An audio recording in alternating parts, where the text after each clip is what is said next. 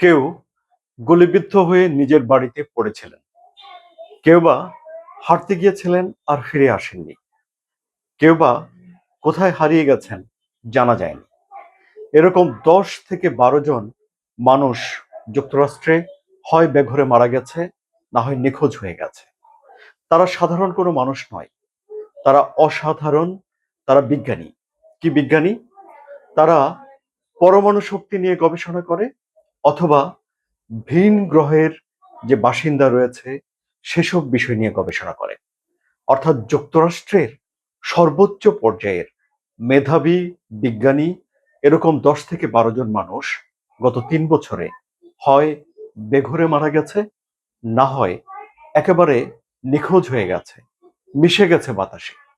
কিন্তু বাতাসে তো মিশে যাওয়া যায় না। পৃথিবীর একজন মানুষ, এমন হাই প্রোফাইল পেশাজীবী, তাদের কেন বেঘরে মরতে হবে? তারা কেন হাওয়ায় মিশিয়ে যাবে? এর পেছনে কি কারণ রয়েছে? শুনতে সিনেমার মতো মনে হচ্ছে, কিন্তু সিনেমা নয়। কখনো কখনো জীবন সিনেমার চেয়েও বেশি সিনেমাটিক হয়ে ওঠে। যুক্তরাষ্ট্রের এই যে ঘটনা, এখন সে দেশে তোলপাড় তৈরি করে ফেলেছে। সুপ্রিয় দর্শক, আসসালামু আলাইকুম, শুভেচ্ছা নেবেন।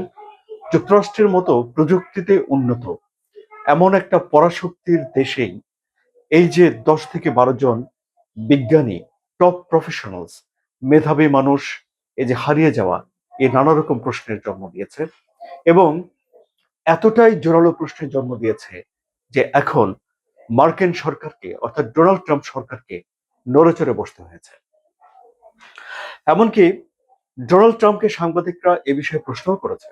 সাংবাদিকদেরকে তিনি জানিয়েছেন যে এ বিষয়ে তিনি বৃহস্পতিবার একটা বৈঠক করেছেন এবং বৈঠকে আলাপ আলোচনা হয়েছে।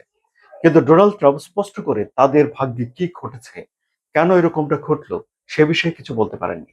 তিনি বলেছেন তার সরকার একটা তদন্ত করছে এবং তারা 1.5 সপ্তাহের সময় নিয়েছে, বা ধরুন 15 দিনের সময় নিয়েছে। এরপর তারা এই বিষয়ে একটা কিছু বলতে পারবে। কিন্তু যারা ষড়যন্ত্র তত্ত্ব নিয়ে আলাপ করেন, সবকিছুর ভেতরে একটা থিওরি দাঁড় করিয়ে দিতে চান, তাদের অনেকে বলছেন যে তারা হয়তো এমন গোপন কোনো গবেষণায় রয়েছেন যা সাধারণ মানুষের জ্ঞানের বাইরে। কিন্তু তাহলে যে গুলিবিদ্ধ হয়ে যে মারা গিয়েছিল, তার তো প্রশ্নের জবাব মিলে না। হাইকিং করতে গিয়ে যে বিজ্ঞানী নাই হয়ে গেলেন, আর কখনো ফিরে আসেননি, তার ব্যাপারে তো কোনো প্রশ্নের জবাব মিলে না। কিংবা যে বিজ্ঞানী তার মানিব্যাগ এবং ঘড়ি বাসায় রেখে বাইরে বেরিয়ে গিয়েছিলেন আর ফিরে আসেননি, সে প্রশ্নের জবাব মিলে না। এটি একটি বড় ধরনের রহস্য এখন যুক্তরাষ্ট্রের এই প্রশাসনের ব্যাপারে রয়েছে। এখন এর পেছনে কি গুপ্তচররা এই কাজ করে থাকতে পারে, যারা যুক্তরাষ্ট্রকে অপছন্দ করে, কিংবা এর সঙ্গে কি অন্য কিছু বিষয় জড়িয়ে রয়েছে? মার্কিন প্রেসিডেন্ট ডোনাল্ড ট্রাম্প সরাসরি কাউকে এই ক্ষেত্রে দায়ী করছেন না, কিন্তু তার আগে যিনি প্রেসিডেন্ট ছিলেন, জো বাইডেন, তার আমলে সীমান্ত অবারিত ছিল, সে বিষয়টি তিনি বলেন, যে কেউ সীমান্ত দিয়ে ঢুকে যেতে পারত, এই বিষয়টিও তিনি মনে করে দেন। এখন তাহলে এই যে সায়েন্টিস্টদের কি হলো যুক্তরাষ্ট্রে, এটা একটা বড় বিষয় হয়ে দাঁড়াচ্ছে। কেন? কারণ হলো যে পরমাণু গবেষণার বা পরমাণুর তাদের যেই অস্ত্র, কিংবা ধরুন মহাকাশ গবেষণা, কিংবা ভিন গ্রহের কোনো অধিবাসী আছে কিনা সেসব বিষয়ে যে গবেষণা, এর অনেক তথ্য গোপন থাকে, ক্লাসিফাইড বলা হয়। এগুলো সবার কাছে সহজলভ্য নয়। চাইলেই আপনি সেসব তথ্য জানতে পারবেন না, বা চাইলেই যুক্তরাষ্ট্রেরই কোনো উচ্চপদস্থ কর্মকর্তা চাইলেই সেখানে জানতে পারবে না। খুবই অল্প সংখ্যক কিছু মানুষের সেসব তথ্যের প্রবেশাধিকার থাকে।